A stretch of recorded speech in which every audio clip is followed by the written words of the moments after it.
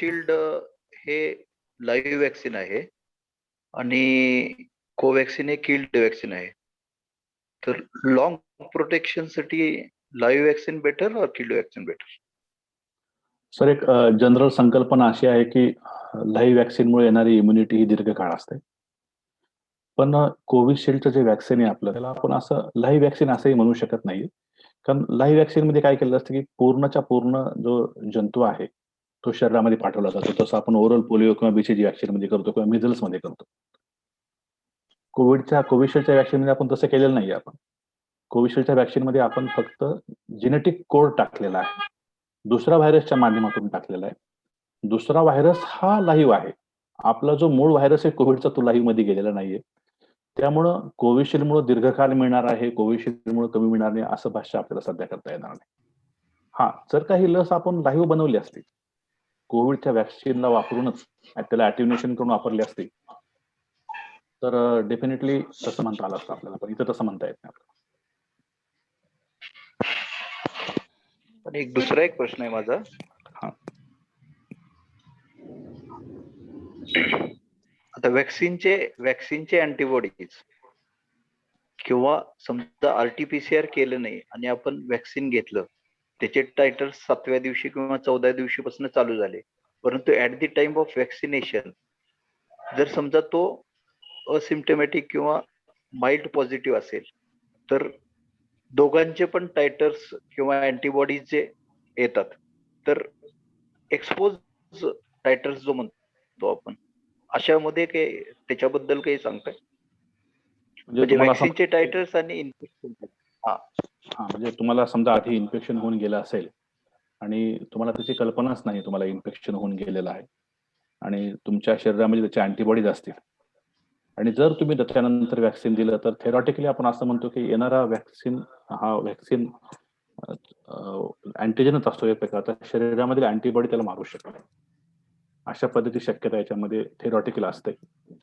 परंतु ही शक्यता याच्यामध्ये थोडीशी व्हेरिएबल याच्यासाठी आहे की आपलं जे अँटीबॉडीज तयार होतात इन्फेक्शन झाल्याच्या नंतर, त्या अँटीबॉडीज ह्या पूर्ण व्हायरसमुळे तयार झालेल्या आहेत आणि त्याचा रिस्पॉन्स हा फार व्हेरिएबल आहे.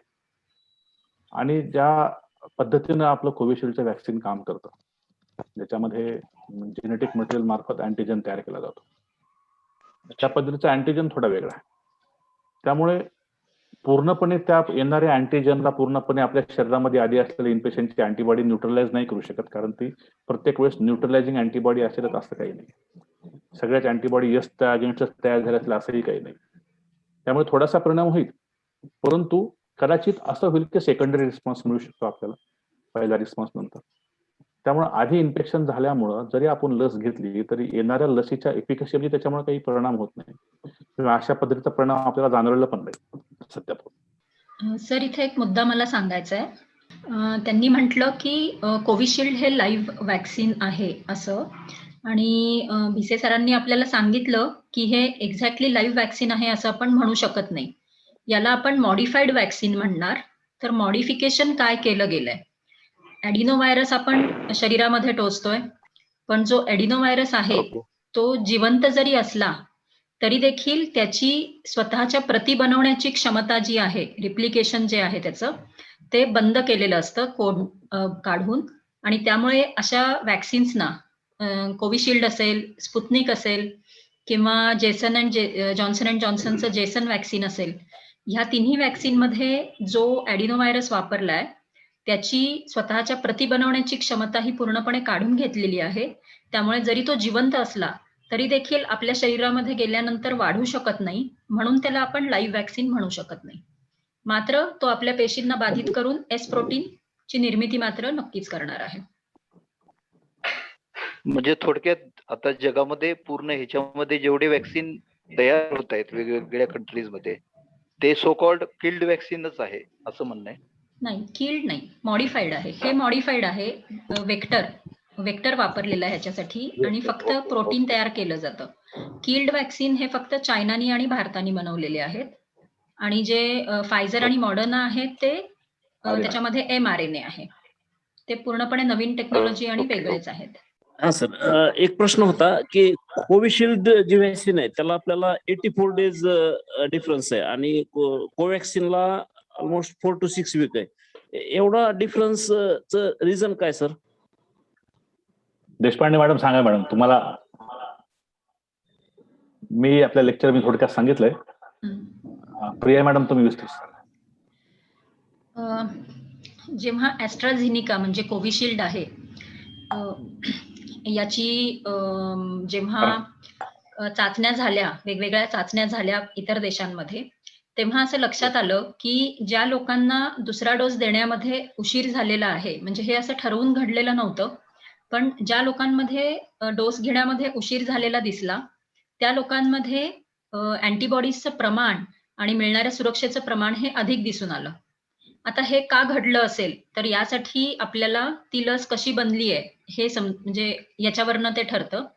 कारण आता आपण बघितलं की आपण कोरोनापासून सुरक्षा घेण्यासाठी शरीरामध्ये एडिनोव्हायरस टोचतोय, म्हणजे पूर्णपणे वेगळा व्हायरस टोचतोय.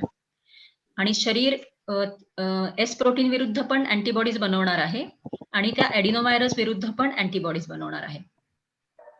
तर जेव्हा आपण कोविशिल्डच्या 2 डोसेसमध्ये अधिक अंतर ठेवतो, त्यावेळेला एडिनोव्हायरस विरुद्ध तयार झालेल्या अँटीबॉडीज ह्या कमी व्हायला लागतात आणि जशा त्या कमी होतात तसा दुसरा डोस हा अधिक जास्त इफेक्टिव्ह होतो. त्यामुळं आपल्याला जेव्हा 2 डोसेसमध्ये जास्त अंतर ठेवलं जातं, असं आतापर्यंत कधी घडलं नाहीये. कारण आतापर्यंत ह्या पद्धतीने आपण खूप जास्त लसी नव्हत्या घेतलेल्या, फक्त इबोलाची एकच लस या पद्धतीने झालेली होती. त्यामुळे आता असं लक्षात येतंय की जेव्हा आपण व्हायरल वेक्टर्स वापरतो, त्यावेळेला जास्त अंतर ठेवणे हे जास्त परिणामकारक ठरू शकतं आणि त्यामुळं हा बदल झालेला आहे. ते किल्ड व्हॅक्सिनच्या बाबतीमध्ये लागू होणार नाही, कारण किल्ड व्हॅक्सिन हे शरीरामध्ये गेल्यानंतर काहीच करत नाहीत. ते फक्त शरीरामध्ये असतात आणि जे ॲड्ज्युव्हंट असतं त्याच्यामध्ये, त्याची मदत होते इम्युनिटी तयार व्हायला. त्यामुळे किल्ड व्हॅक्सिन मधलं अंतर आपण वाढवून चालत नाही. ते त्या वेळेला आपल्याला पुढचा डोस जायला पाहिजे.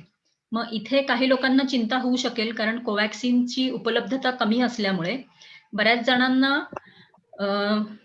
लस लगेच वेळेवर 4थ्या-6व्या आठवड्यामध्ये मिळत नाहीये. तर यावेळेला लक्षात घ्या, भिसे सरांनी तुम्हाला ते चित्र दाखवलेलं आहे की प्रायमरी रिस्पॉन्स आणि सेकंडरी रिस्पॉन्स, म्हणजे पहिल्यांदा अँटीजेन दिल्यानंतर कशी प्रतिक्रिया होते आणि दुसऱ्यांदा जेव्हा अँटीजेन शरीरामध्ये जातो, तेव्हा लगेच लवकर मेमरी सेल्सचा वापर होऊन जास्त अँटीबॉडीज तयार होतात. तर हा परिणाम हा दिसणारच आहे, जरी तुम्हाला डोस घ्यायला उशीर झाला तरी. पण त्याचा आयडियल टाइम, ऑप्टिमम टाइम ज्याचा अभ्यास झाला आहे, ती वेळ आहे 4 ते 6 आठवडे. आणि कोविशिल्डच्या बाबतीमध्ये उशीर झाला तरी देखील आपल्याला चांगल्या प्रतीची इम्युनिटी मिळते, हे आपल्या लक्षात आल्यामुळं आपण पुढे ढकललेलं आहे. त्यामुळे दोन्ही गोष्टी योग्य आहेत. Sir, one of the best lectures ever I have heard on vaccines, I can say like that. One of the best lectures. Thank you. Excellent lecture. आणि of course प्रिया मॅडमचं पण त्याचे गायडन्स अतिशय उपयुक्त ठरतं. मला फक्त एक छोटीशी शंका एक प्रातिनिधिक स्वरूपातली अशी आहे की कोविशिल्डचं कसं आहे की हे रिकॉम्बिनंट किंवा मॉडिफाईड व्हॅक्सिन असल्यामुळे त्याचा ईल्ड जास्त असतो, वेरॅज किल्ड व्हॅक्सिनचं कोव्हॅक्सिनचा ईल्ड कमी असतो, त्याच्यामुळे त्याचं अवेलेबिलिटी किंवा प्रमाण हे कमी असतं. आणि दुसरा प्रश्न असा आहे की अजूनही कोव्हॅक्सिनला WHO अशी ती काय आपत्कालीन मान्यता दिलेली नाहीये, त्यामुळे एक लोकांच्या मनात एक शंका आहेत, काही लोकांना काय ट्रॅव्हल करायचं असतं वगैरे. तर हे साधारणतः कधी होण्याची शक्यता आहे? परवा सौम्या स्वामीनाथन ज्या आहेत WHO त्यांनी सांगितलंय की 6 ते 8 आठवडे, पण नेमकं त्याचं कारण काय आहे की आतापर्यंत, कारण ह्या दोन्ही व्हॅक्सिन्स एकाच वेळी अवेलेबल झाल्या होत्या, पण तरी सुद्धा अजूनही WHO त्याला मान्यता का दिलेली नाही आणि ते केव्हापर्यंत होणार? विविध कारणं असतात त्याच्यामध्ये. सगळ्यात महत्वाचं कारण हे असतं की ज्यावेळेस व्हॅक्सिनची इफिकसी आपण मोजतो फेज 3 ट्रायलमध्ये, एक जी स्टडी आपण करतो त्यासाठी, त्या स्टडीची क्वालिटी आधी पाहिली जाते, कशा पद्धतीनं स्टडी केलेली आहे ती, आणि त्या स्टडी सध्या सर्व पद्धतीच्या क्वालिटीमध्ये जर ती उतरली तर मग त्याला आंतरराष्ट्रीय पातळीवर मान्यता मिळण्याची शक्यता असते. आपला डाटा हा अतिशय रिसेंटली पुढे आणलेला आहे, म्हणजे पब्लिशच केलेला आहे काही दिवसापूर्वी, आणि तो जर्नलमध्ये पब्लिशसाठी वेटिंग आहे सध्या, कारण त्याच्यावरती अजूनही चर्चा मंथन चालू आहे त्याच्यामध्ये, आणि त्याच्यामध्ये काही सायंटिफिक त्याच्यामध्ये काही लॅक्युनीज आहेत त्याच्या मेथडॉलॉजीमध्ये. त्यामुळे आता त्या डिटेलमध्ये आपण त्याच्या जात नाहीत सध्या, वेगळा विषय आहे तो सर्व. परंतु त्याच्यामध्ये काही लॅक्युनी असल्यामुळे आणि त्याच्यामध्ये काही क्वेरीज असल्यामुळे अजून WHO त्याला मान्यता दिलेली नाही. त्या क्वेरीज आपण दूर करू शकलो भविष्यामध्ये तर याचा विचार होईल आणि तो लवकरच होईल असं सांगितलेलं आहे. छोटीशी गोष्ट असते, समजा आपण असं म्हणू की हे संपूर्ण जी स्टडी आहे ते भारत सरकारनं केली, भारत देशामध्ये ICMR मदतीनं, आणि ज्यांनी व्हॅक्सिनची निर्मिती केली होती त्यांनी त्याला फंडिंग पण केलेलं आहे सर्वेसाठी. इथून छोट्या छोट्या त्यांच्या क्वेरी सुरू होतात.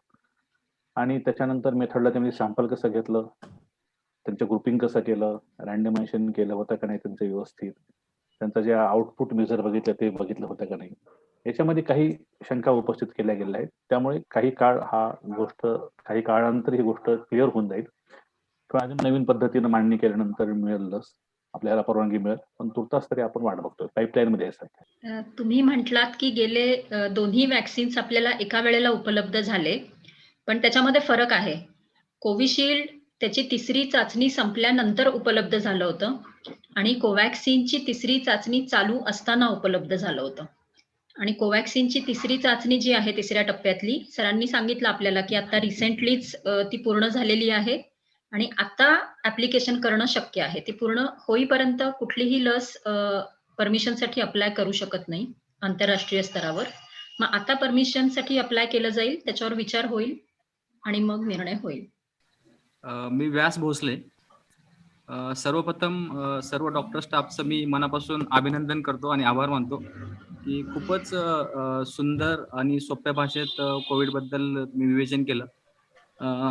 बऱ्याच नवीन गोष्टी समजल्या, जे काही गैरसमजुती होत्या त्या पण दूर झाल्या.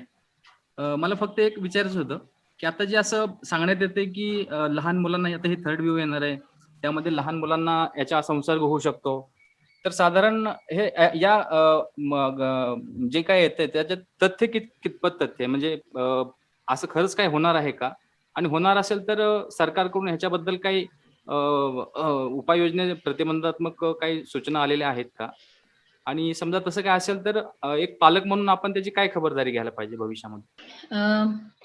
सर्व पालकांना याबद्दल चिंता वाटणं साहजिक आहे, कारण आपण म्हणतोय की लस घ्या, सुरक्षित राहाल, आणि मुलांच्या बाबतीमध्ये मात्र लस इतक्यात उपलब्ध होणार नाहीये, कारण लहान मुलांची इम्युनिटी ही थोडीशी वेगळ्या प्रकारची असल्यामुळे प्रत्येक लस ही लहान मुलांमध्ये तपासल्यानंतरच आपल्याला त्यांच्यासाठी उपलब्ध करून द्यायला लागणार. आता खरंच तिसऱ्या लाटेमध्ये फक्त मुलांना अधिक धोका आहे का, तर हे आपण विविध प्रकारे बघू शकतो. पहिला मुद्दा असा आहे की तिसरी लाट ही फक्त लहान मुलांमध्ये होणार आहे असं नाहीये. म्हणजे आत्ताची जशी लाट आहे तशीच लाट असू शकेल, पण त्याच्यामध्ये लहान मुलांमध्ये संसर्ग दिसण्याचं प्रमाण वाढलेलं असू शकेल. म्हणजे समजा आता जर एक 10% रुग्ण 18च्या खालच्या वयोगटाचे असतील, तर पुढच्या लाटेमध्ये शक्यता आहे की 15% होतील किंवा 20% होतील. हे असं मी अंदाजे सांगितले, हे आकडे खरे नाहीये. तर जेव्हा अशी रुग्णसंख्या वाढते त्यावेळेला मग त्यांच्यासाठी स्पेसिफिक आपल्याला म्हणजे औषधं त्यांची असतील किंवा त्यांच्यासाठी स्पेशल ICUची व्यवस्था असेल तर अशा करायला लागणार आहेत.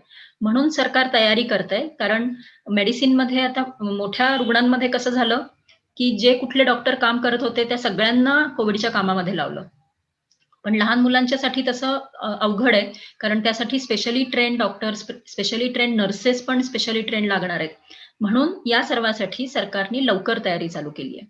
आता लहान मुलांमध्ये प्रमाण वाढलेलं असेल असा अंदाज कसा केला जातोय, तर आता आपण जर समाजाचं एकत्रित, सरांनी हर्ड इम्युनिटी सांगितली की प्रतिकारशक्ती ही समाजामध्ये असते. मग आता जर आपण समाजाकडे एकत्रितपणे बघितलं तर ज्यांचं वय जास्ती आहे, 60च्या वर आहे, त्यांच्यामध्ये लसीकरणाचं प्रमाण जास्त आहे. त्याच्या खालोखाल 45 पासून वरच्या वयाच्या लोकांमध्ये दिसतंय, त्याच्या खालोखाल 18 पासून वरच्या वयाच्या लोकांमध्ये दिसतंय. म्हणजे प्रत्येक वयोगटामध्ये जशी जशी लस उपलब्ध होईल तसं तसं त्या वयोगटाच्या लोकांमध्ये लसीकरण होऊन इम्युनिटी येण्याचं प्रमाण वाढत जाणार. मग या सर्वांमध्ये मागं किंवा ज्यांना लस मिळालेली नाही असे जे गट आहेत त्या गटांमध्ये मग करोना त्यांच्यामध्ये संसर्ग करण्याची शक्यता वाढते. म्हणून आपल्याला अशा गटांची अधिक काळजी घ्यायला लागते. असं होईलच असं नाहीये. बालरोग तज्ञांच्या संघटनेने सांगितलंय की त्यांना असं वाटतंय की लहान मुलांमध्ये खूप जास्त प्रमाणामध्ये आजार दिसेल, असं काही वाटत नाही. पण तरी देखील आपण तयारीत असलो, काळजी घेतली, मुलांना सुरक्षित ठेवण्याचे प्रयत्न केले, तर आपल्याला नक्कीच फायदा होणार. सगळ्यात महत्वाचं असं आहे याच्यामध्ये, की हा आजार आपल्या नशिबाने लहान मुलांमध्ये गंभीर रूप धारण करत नाही, सहसा गंभीर रूप धारण करत नाही. हे आपल्यासाठी अत्यंत चांगलं आहे आणि हेच कारण आहे, की जागतिक आरोग्य संघटनेने असं म्हटलेलं आहे, की लहान मुलांमध्ये लसीकरण सुरू करण्याची गडबड करू नका, कारण लसीपासून मुख्य सुरक्षा तुम्हाला जर ते चित्र आठवत असेल, लेगोस ठेवलेलं चित्र सरांनी जे दाखवलं, तर त्याच्यामध्ये असं लक्षात येईल आपल्या, की गंभीर आजारापासून आपल्याला सुरक्षा देतं आणि गंभीर आजार मुलांमध्ये खूप कमी प्रमाणात होणार आहे. मुलांमध्ये आपल्याला काय लक्षात ठेवायला पाहिजे, की मुलांमध्ये संसर्ग पसरायला नाही पाहिजे. मग त्यासाठी लस नाही मदत करणार. त्यासाठी मुलं किती चांगल्या प्रकारे नियम पाळतायत. मुलांना समजलंय का, की कोरोनापासून सुरक्षित राहणं, कोरोना अनुरूप वर्तन म्हणजे काय? या गोष्टी जर मुलांना आपण आत्तापासून समजावून सांगू शकलो, मुलांना मास्क वापरण्याबाबत, हातांची स्वच्छता राखण्याबाबत, शारीरिक अंतर राखण्याबाबत समजावून सांगू शकलो, तर अशा वेळेला मुलं सुरक्षित राहणं हे सोपं होऊन जातं. त्यामुळं पालकांनी मुलांशी चर्चा करावी. स्वतःच्या वागण्यातून त्यांना दाखवून द्यावं, की कोरोनापासून सुरक्षित कसं राहायचं असतं, नियम कसे पाळायचे असतात. म्हणजे जर पालकच पोलीस दिसल्यावर मास्क कसा वर घेत असतील, तर मुलांकडनं आपण अपेक्षा करू शकणार नाही. त्यामुळं ते महत्वाचं आहे. आणि मुलांच्या बाबतीमध्ये चिंतेचं कारण जे आत्ता पण आहे, म्हणजे त्यासाठी पुढच्या लाटेची वाट बघायची गरज नाही. ते हे, की मुलांमध्ये जो कोरोना असतो, तो मोठ्यांच्या कोरोनापेक्षा एक वेगळ्या प्रकारे पण दिसून येतो. त्याला मल्टी सिस्टीम इन्व्हॉल्वमेंट असं आपण म्हणतो. MISC असतं ते सिंड्रोम.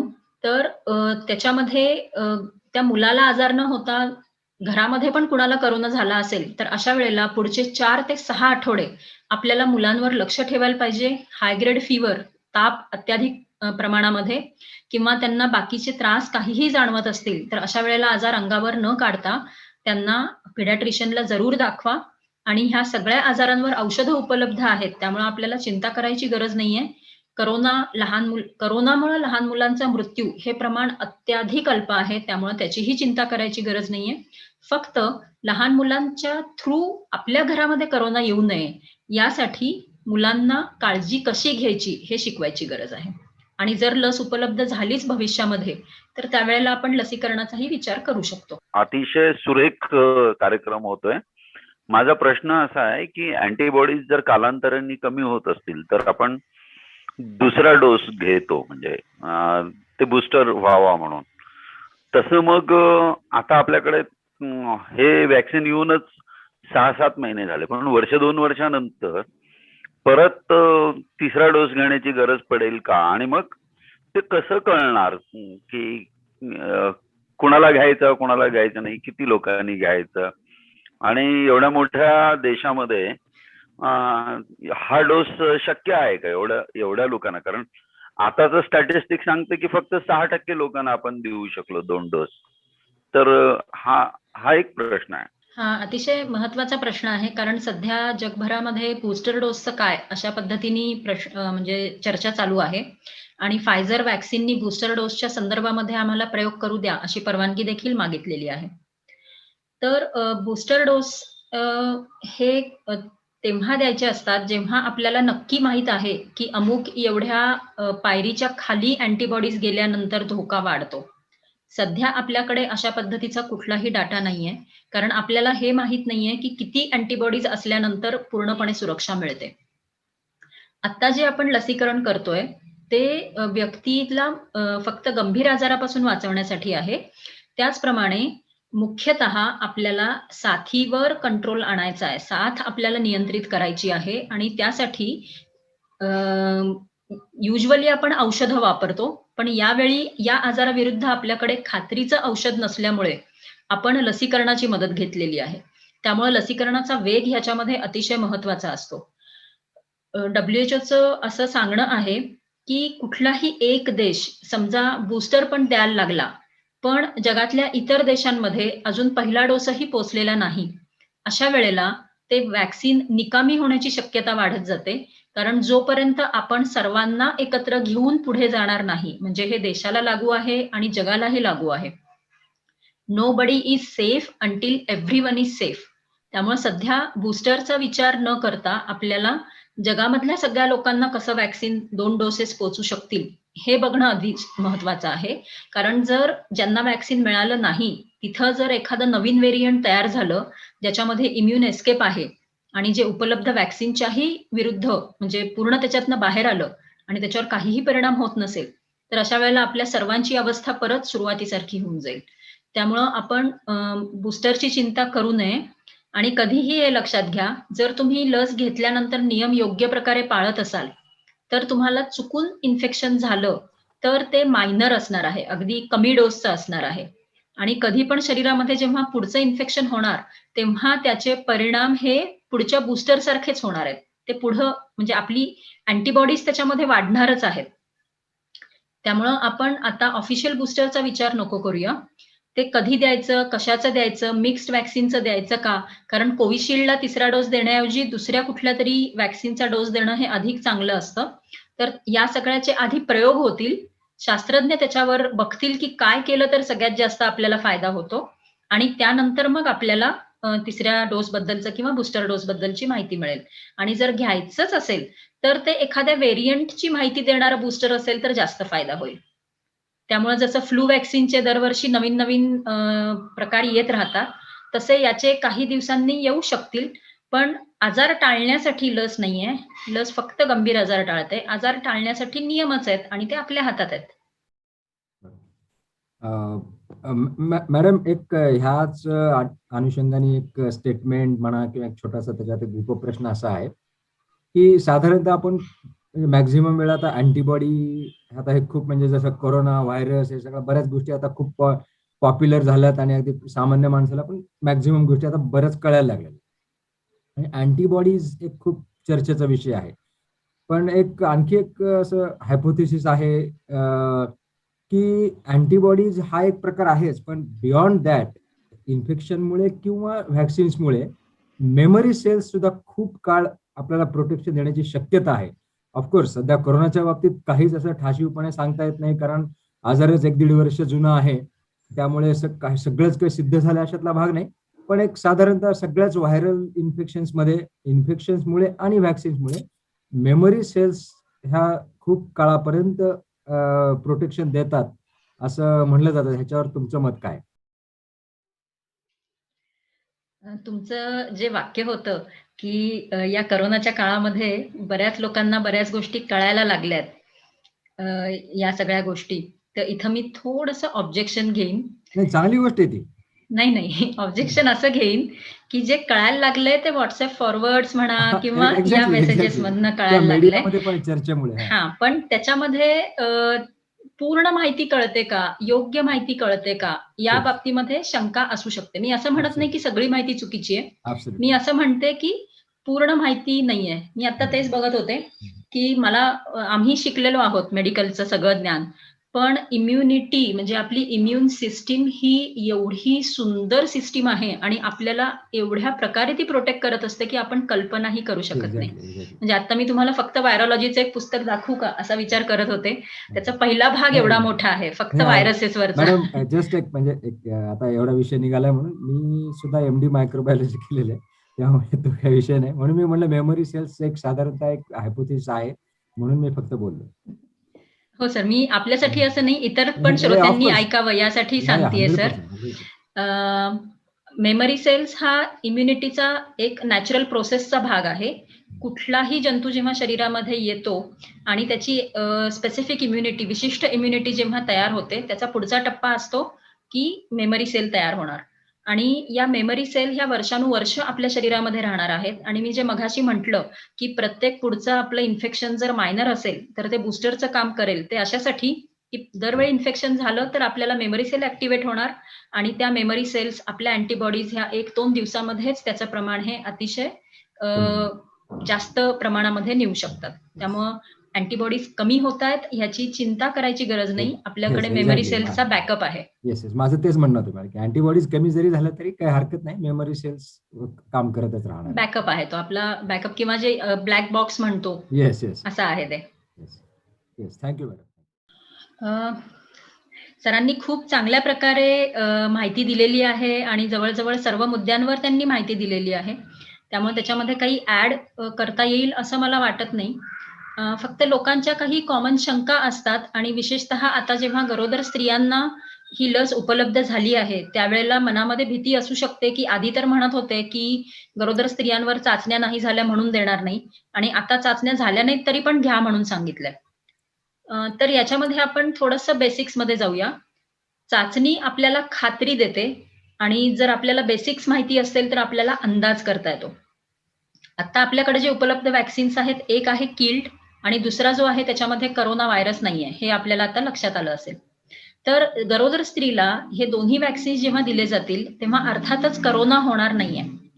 किल्ड व्हॅक्सिनच्या बाबतीमध्ये तर ते व्हॅक्सिन आपल्या शरीरामध्ये वाढत नाही, त्यामुळे धोका नाहीये. आणि जे ॲडिनो व्हायरसचे व्हॅक्सिन्स आहेत, त्याच्यामध्ये मी सांगितलं, की हे मॉडिफाईड असल्यामुळे त्याच्या प्रती वाढत नाहीत. ते आपल्या शरीरामध्ये वाढू शकत नाही. त्यामुळे जर 1000 व्हायरस टोचले असतील, तर ते 1000च राहणार आहेत. त्यामुळं संसर्ग म्हणजे पसरणारा संसर्ग असा त्याच्यातनं होणार नाहीये. त्यामुळे ह्या दोन्ही प्रकारचे व्हॅक्सिन्स हे स्त्रियांना देताना आपल्याला अंदाज असा आपण करू शकतो, की त्याच्यामुळं काही खास मोठा असा जो जीवावरचा म्हणूया, असा धोका होणं शक्य नाहीये. आणि त्यामुळं आणि मृत्यूचा, बाळाच्या मृत्यूचा, त्याचप्रमाणे आईच्या मृत्यूचा धोका कोविडमुळे जास्त असल्यामुळे आपण लसीकरण सुरू केलंय. कारण तुम्ही जर आजूबाजूला बघितलं असेल, तर पहिल्या लाटेमध्ये गरोदर स्त्रियांचे मृत्यू जास्त झाले नव्हते. पण दुसऱ्या लाटेमध्ये प्रत्येक दवाखान्यामध्ये एखाद दुसरं किंवा मोठ्या कॉलेजेसमध्ये 7, 8, 10 जिल्ह्यांमध्ये असं प्रमाण दिसून येतंय. त्यामुळं त्याची बिलकुल चिंता न करता गरोदर असाल, तर आपण कोणत्याही वेळेला हे लस घेऊ शकता. तुमचं जे टीटीचं इंजेक्शन असतं, ते तुम्ही त्याच दिवशी घेऊ शकता किंवा 15 दिवसाचं अंतर ठेवून मग धनुर्वाताचं इंजेक्शन देखील घेऊ शकता. आणि दुसरा मुद्दा हा सांगायचा आहे, की जेव्हा कधी आपल्याला लसीकरणाचे अवांछित परिणाम जे अत्यल्प प्रमाणामध्ये होतात, जसं आपण म्हणतो, की काही लोकांमध्ये कोविशिल्ड नंतर किंवा जेसन नंतर गुठळ्या होतायत किंवा जसं फायझर जेव्हा आता त्यांनी 12 वर्षाखालील मुलांना द्यायला चालू केलंय, तेव्हा असं त्यांच्या लक्षात आलंय, की काही मुलांना हृदयाचा दाह होतोय, मायोकार्डायटिस दिसून येतोय, पण त्याचं प्रमाण अत्यल्प आहे. मग ही जेव्हा माहिती आपल्याला मिळते, त्याचा आपण फायदा आपल्या भल्यासाठी करून घ्यायचा. काय करायचं? आपल्याला हे माहीत आहे, की जेव्हा वय कमी असेल तेव्हा धोका असतो.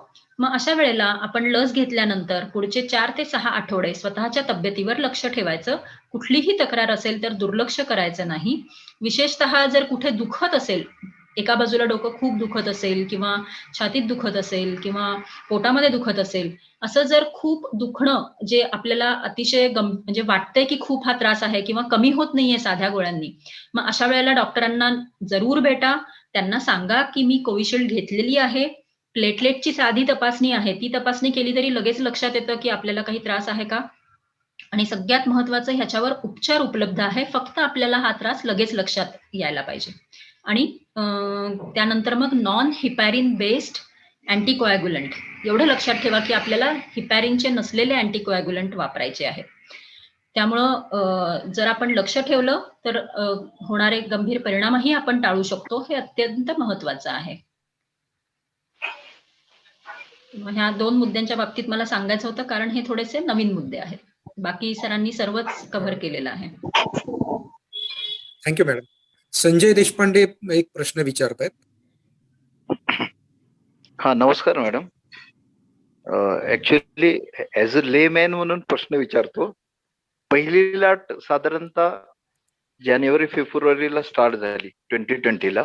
मार्च एंडला लॉकडाऊन झालं. साधारणतः 4 महिने 3-4 महिने पर्यंत ते चाललं आणि ऑगस्ट सप्टेंबरच्या नंतर केसेस कमी झाल्या आणि सगळं नॉर्मलाइज होत गेलं आणि एक 6 महिने 7 महिने सगळं नॉर्मल होतं आणि परत दुसरी लाट आली. आता ही दुसरी लाट परत कमी होते आणि आता तिसऱ्या लाटीबद्दल बोलतायत. मग हे मध्ये जो गॅप आलेला आहे 6-7 महिन्याचा जो नॉर्मल आहे, म्हणजे ते ड्युरिंग दॅट पिरियड काय क्रॉस कॉन्टॅमिनेशन मुळे झालं का काय? म्हणजे आश्चर्य आहे की 4 महिने वर्षातनं 4-5 महिने इन्फेक्शन राहतं, परत 6-7 महिने कमी होतं, परत 4-5 महिने येतं. तर ते म्हणजे क्रॉस कॉन्टॅमिनेशन आहे का काय ते? याच्यामध्ये 2 गोष्टी आहेत. जेव्हा जगामध्ये एखादा नवीन व्हायरस येतो, नोवेल व्हायरस किंवा नूतन विषाणू येतो आणि आपण त्यासाठी काहीच प्रयत्न करत नाही, अशा वेळेला लाटा आपल्याला दिसणार नाहीत. तो विषाणू पसरत राहील, पसरत राहील, पसरत राहील, सगळ्यांना इन्फेक्ट करेल आणि त्यानंतर मग कमी होईल. पण आपण असं घडवू देऊ शकत नाही. आपल्याला काहीतरी प्रयत्न करायला लागतात जीव वाचवण्याचे. मग अशा वेळेला आपण जे काही प्रयत्न करतो, जसं लॉकडाऊन झालं मागच्या वेळी जे देशव्यापी होतं, यावेळी देखील स्टेट वाईज करण्यात आले लॉकडाऊन्स. त्याचप्रमाणे आपण विविध निर्बंध घालतो, गर्दी जमू देत नाही. म्हणजे विषाणूला आपण संक्रमण करण्याचे चान्स देत नाही. आपण त्याला बांधून घालतो, की तू आता नाही पसरायचं. मग हे जे आपण प्रयत्न करतो, त्याच्या प्रयत्नांमुळे संख्या वाढता, वाढता, वाढता कमी व्हायला लागते. मग आपण म्हणतो, की लाट ओसरली. आता पुन्हा लाट का येते? याच्यासाठी एक SIR मॉडेल वापरलं जातं. म्हणजे अशी एक संकल्पना वापरली जाते. S म्हणजे ससेप्टिबल, I म्हणजे इन्फेक्टेड, R म्हणजे रिकवर्ड. याचं समाजामधलं प्रमाण कसं आहे, याच्याशी संदर्भामध्ये पुढच्या लाटा कधी येणार, काय होणार, हे सगळं येतंय. मग जसे-जसे आता मध्ये तुम्ही म्हटलात, की 4, 5, 6 महिन्याचा गॅप आला, बरोबर? मग आता आपण सरांनी सांगितलं त्यानुसार त्यांनी सांगितलं, की नैसर्गिक इम्युनिटी साधारण 5-6 महिन्यापर्यंतच आपल्याला प्रोटेक्शन देऊ शकते. म्हणजे ज्या कुणाला इन्फेक्शन आधी झालंय, त्यांच्यामधली पण इम्युनिटी कमी व्हायला लागते. त्याचप्रमाणे जसे-जसे दिवस जातात, केसेस आता कमी आहेत म्हटल्यानंतर लोकं आपापल्या वागण्यामधले सगळे निर्बंध कमी करायला चालू करतात. कारण आत्ताच तुम्ही बघितलं, की थोडी जरी मोकळीक मिळाली तरी सगळेजण फिरायला गेले आणि त्या ठिकाणी फुल गर्दी केली त्यांनी. त्यामुळं पुढची लाट येणार, नाही येणार ह्याचा निर्णय 2 लाटेच्या मध्ये जनता कशी वागते याच्यावर आहे. तेच ती माझं किती उशिरा येणार, किती लवकर येणार हे सगळं आपल्या हातात आहे. पण समाज म्हणून एकत्रितपणे. म्हणून जे कुलकर्णी सर यांनी हा जो उपक्रम सुरू केलेला आहे, की फक्त एकट्याला कळून फायदा नाही. आपण जास्तीत जास्त लोकांपर्यंत माहिती पोहोचूया. हे अतिशय चांगलं काम आहे आणि सगळ्यांना एकत्र घेतलं तरच आपण ह्या महामारीपासून सुरक्षित राहू शकतो. धन्यवाद मॅडम. Thank you. धन्यवाद सर, मला संधी दिल्याबद्दल. सगळ्यात महत्वाचं म्हणजे आजची इन्फॉर्मेशन ही खूप महत्वपूर्ण इन्फॉर्मेशन होती, जी अत्यंत डिटेल इन्फॉर्मेशन मिळाली आणि मॅडमनी पण प्रश्नाचे खूप महत्वपूर्ण आणि खूप सविस्तर असे खुलासा दिला आम्हाला. एक हे होतं सर, फ्युचरमध्ये ह्या कोविड मध्ये जसं इम्युनिटी आपल्याला वाढवायची त्याबद्दल जर माहिती आपल्याला मिळाली फ्युचरमध्ये तर खूप बरं होईल फ्युचरमध्ये, असं एक सजेशन होतं माझं. तुमचा प्रश्न म्हणजे वॅक्सिन न घेता इम्युनिटी कशी वाढवावी असा प्रश्न आहे का तुमचा? Yes sir, yes. नाही, मला वाटतं त्यांना म्हणायचंय, की इम्युनिटी कशी बूस्ट करायची ह्याच्यावरही एखादं सेशन व्हावं पुढचं, असं म्हणायचं. Right madam, yes madam. त्यांची सरांना विनंती आहे, की हा विषय पण तुम्ही घ्यावा, की इम्युनिटी कशी वाढवता येईल. खूप स्वागत आहे दीपकजी आपलं. आपण या बाबतीमध्ये एक मागणी करताय. ही सगळ्यांच्या दृष्टीने खूप महत्वाची माहिती आहे. आपण निश्चितपणे त्याचं सुद्धा सत्र आयोजित करू, काही अवघड नाहीये. दीपकजी आपण अवश्य आपण दिलेल्या सूचनेचा विचार करू आणि 10 लेक्चर झाल्यानंतर कदाचित आपलं 11वं हे प्रतिकार शक्ती वाढवण्यासाठी आपल्याला काय करता येईल यावरच असेल. धन्यवाद. प्रतिकार शक्तीच्या बाबतीमध्ये मला माझं पर्सनल मत सांगायचंय. आपल्याला प्रतिकार शक्ती ही वाढलेली नकोय, आपल्याला ऑप्टिमम पाहिजे. याचं कारण असं आहे, की जेव्हा कोविड गंभीर होतो, म्हणजे आधीच्या सेशन्समध्ये एखादी चर्चा झाली असेल ह्याच्यावर, कोविडचा आजार गंभीर होतो ह्याचं मूळ कारण असतं, की इम्युनिटी आपली जी स्टार्ट झाली आहे ती बंदच होत नाहीये. म्हणजे जेव्हा वेळेवर बंद व्हायला पाहिजे, ती बंद न झाल्यामुळे मग आपल्याला ती इम्युनिटी विविध औषधांनी कमी मॉड्युलेट करायला लागते. तर त्यामुळं आपल्याला ऑप्टिमम इम्युनिटी पाहिजे, असा आपला एम असायला पाहिजे.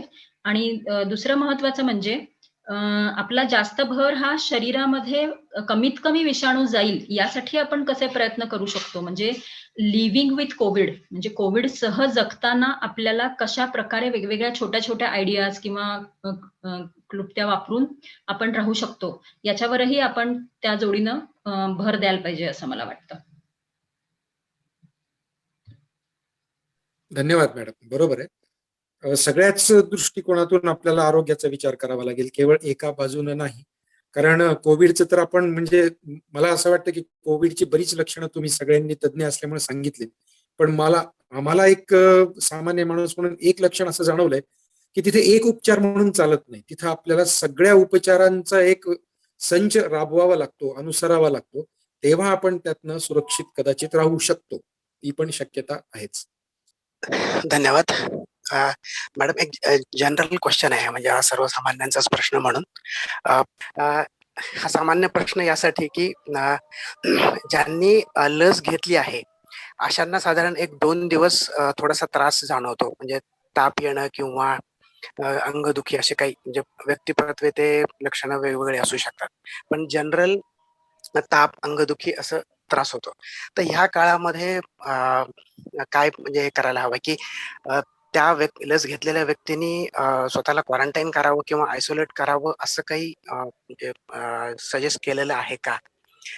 किंवा त्याच्यामुळे इतरांना इन्फेक्शन होऊ शकतं का? असं म्हणजे काय काळजी घ्यावी? किंवा असं म्हटलं जातं की म्हणजे ऐकलेलं आहे की ह्या त्या 2-4 दिवसामध्ये जर आपण कोरोनाची टेस्ट केली तर ती हमखास पॉझिटिव्ह येते. तर हे खरं आहे का? तर ह्याबद्दल आपलं एक मार्गदर्शन हवं होतं. लस घेतल्यानंतर सुरुवातीला 2-3 दिवसामध्ये जो काही त्रास होतो ते आपल्या शरीरामध्ये लस दिल्यानंतरची एक प्रक्रिया सुरू होते, इम्युनिटी तयार होणे, त्यामुळे तो त्रास होत असतो. त्या दरम्यान कुठल्याही प्रकारचं क्वारंटाईन किंवा आयसोलेशन असं इतर लोकांपासून करण्याची त्याची आवश्यकता नसते. त्याला आपण कोविड केस वगैरे म्हणत नाही, परंतु आपलं जे जनरल रूल असतात की आपण 6 फूट अंतर पाळायचं आहे, मास्क लावायचं आहे, ते तर आपण पाळतो. पण फक्त लस घेतलेली आहे म्हणून त्यांना वेगळं असं काही करायची गरज नाही. दुसरी गोष्ट, या काळामध्ये आपण जर टेस्ट केली तर ती पॉझिटिव्ह येते का नाही, ती जर टेस्ट फक्त आपल्याला काल वॅक्सिन दिलेलं आहे आणि इमिडिएटली त्याच्यामुळे आज टेस्ट पॉझिटिव्ह होणार असा त्याचा कुठलाही संबंध नाही. वॅक्सिन दिल्यामुळं आरटीपीसीआर टेस्ट पॉझिटिव्ह येण्याचा काही संबंध नाही. कारण वॅक्सिन गोष्ट वेगळी आहे आणि आपण आरटीपीसीआर मध्ये जे आपण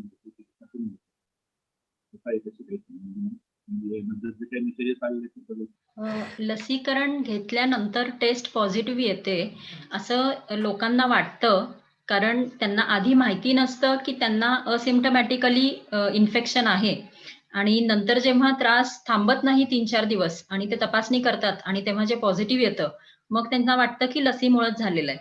सरांनी आपल्याला सांगितलंय की दोन्हीही लसीमध्ये करोना व्हायरस नाहीये. जर करोना व्हायरस आपण टोचतच नाहीये, म्हणजे जिवंत नाहीये, एका ह्याच्यामध्ये मृत आहे आणि दुसऱ्यामध्ये ॲडिनो व्हायरस आहे. तर जर आपण तो टोचत नाहीये, तर अशा वेळेला ती टेस्ट पॉझिटिव्ह येणार नाही. दोन्ही टेस्टच्या बाबतीत हे खरं आहे. त्यामुळं जर लसीकरणानंतर टेस्ट करायची असेल, तर शक्यतो RT-PCR करायची, कारण ती जास्त सेन्सिटिव्ह आहे आणि जर RNA असतील तरच ती पॉझिटिव्ह येते. त्यामुळं लसीकरणानंतर टेस्ट पॉझिटिव्ह आली असेल तर आपल्याला करोना झालाय हे गृहीत धरायचं आणि मग मात्र आयसोलेशनचं फॉलो करायला चालू करायचं. पण रुटीन इम्युनायझेशन नंतर काही काळजी घ्यायची गरज नाहीये, विशेष काळजी. मला वाटतं कदाचित त्यांचा असा सुद्धा एक विचारण्याचा उद्देश असावा की नेमका अशा पद्धतीचे जेव्हा सिम्पटम्स आपल्याला एरवी होतात, म्हणजे त्यावेळेला आपण एक विशिष्ट ट्रीटमेंट म्हणजे पॅरासिटामॉल घ्यावी का, ब्रुफेन घ्यावी का, पर्टिक्युलरली ब्रुफेन आपण टाळतो, म्हणजे NSAID नको म्हणतो आपण ना. तर या पद्धतीचं की नेमकं काय करावं, त्रास तर होत असतो, पण कमी कसं करावा याच्यासाठी आपण काय करावं आणि काय करू नये, खरं म्हणजे हे सुद्धा त्यांना कदाचित विचारायचं असावं. आणि त्यांनी नाही विचारलं तर मला असं म्हणायचं की आपण सांगावं ते. हे जी लक्षणं येत आहेत ती इम्युनिटी आपल्या शरीरामध्ये सुरू झाल्यामुळं येत असतात शक्यतो. त्यामुळं क्रोसिन किंवा पॅरासिटामॉल ही गोळी तुम्ही घेऊ शकता. 500 किंवा म्हणजे ॲडल्टसाठी 500 किंवा 650 पॉवरची जी असते ती दिवसातनं 2 ते 3 वेळा घेता येते. त्रास किती आहे त्यानुसारच घ्यायची. त्रास जर जास्ती नसेल तर ही गोळी घ्यायला पाहिजे असं नाहीये. महत्वाचं आहे त्रास होत असेल तर विश्रांती घ्यायची आणि पाण्याचं प्रमाण चांगलं ठेवायचं. जेणेकरून शरीराला इम्युनिटी बिल्डअप करण्यासाठी सपोर्ट मिळू शकतो. आणि हा जो लसीमुळं होणारा हा जो त्रास आहे, तो शक्यतो 2 ते 3 दिवसाच्या वर राहत नाही. त्यामुळे जर त्यापेक्षाही अधिक काळासाठी ताप राहत असेल किंवा काहीही त्रास राहत असेल, तर अशा वेळेला RT-PCRची तपासणी करून आपल्याला आधीच कोविड होता का नव्हता याची पण तपासणी करून घ्यायला पाहिजे. त्यामुळे 2 ते 3 दिवसामध्ये हा त्रास कमी व्हायला पाहिजे आणि जर कमी होत नसेल, तर आपण नक्कीच डॉक्टरांचा सल्ला घेऊ शकता. हॅलो सर, कोरोनातून बरा झाल्यावर नंतर वॅक्सिन किती दिवसानंतर घ्यावी? सांगितलंय की आता सध्याचं जे रिकमेंडेशन आहे त्यानुसार कोरोना झाल्याच्या नंतर 3 महिन्याच्या नंतर वॅक्सिन ठीक आहे सुरुवातीला हे 2 महिने सांगितले 3 महिन्यानंतर घ्यावी. ठीक आहे. Thank you sir. मी डॉक्टर मुकुंद भिसे सर, त्याचप्रमाणे डॉक्टर प्रिया देशपांडे मॅडम या दोघांचंही प्रतिष्ठान आणि मराठी विज्ञान परिषद पानगाव विभाग या दोन्ही संस्थांतर्फे आभार मानतो. सर्वांचं स्वागत करतो, आभार मानतो आणि आजचा कार्यक्रम संपला असं जाहीर करतो.